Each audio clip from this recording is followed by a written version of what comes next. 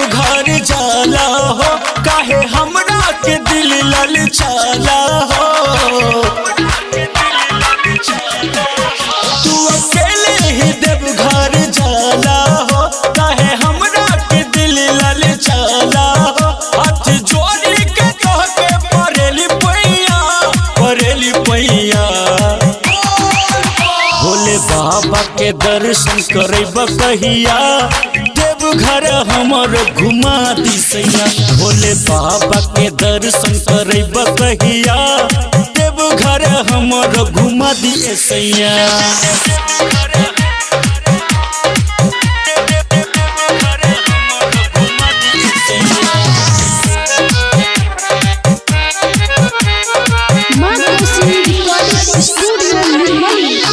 और साल मनले मगर एही साल मानव कावर उठा के लेके जाया। बोला बोला बाबा भोलेनाथ की। और साल मनले मगर एही साल मानव कावर उठा के लेके जाया। और अब तू माना नहीं मानव तोहर बात हो, भोले बाबा के जल चढ़ाया। हम बानी तैयारी पहिर के सरिया भोले बाबा के दर्शन करब कहिया, देवघर हमर घुमा दिसैया। भोले बाबा के दर्शन करब कहिया, देवघर हमर घुमा दिसैया।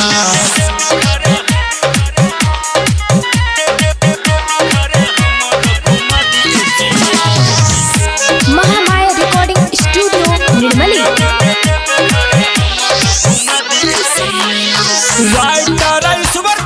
देवघर जाला, चंचल गंगा में नहाला। सुनो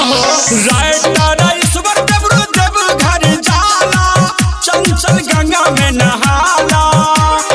चंदन बादल के देखे राजा, अपना मेहर के संगे जाला। संजय छली हो न तुझे हमर बतिया भोले बाबा के दर्शन करब कहिया, हमर के देवघर घुमा दिसैया। भोले बाबा के दर्शन करब कहिया, हमर के देवघर घुमा दिसैया।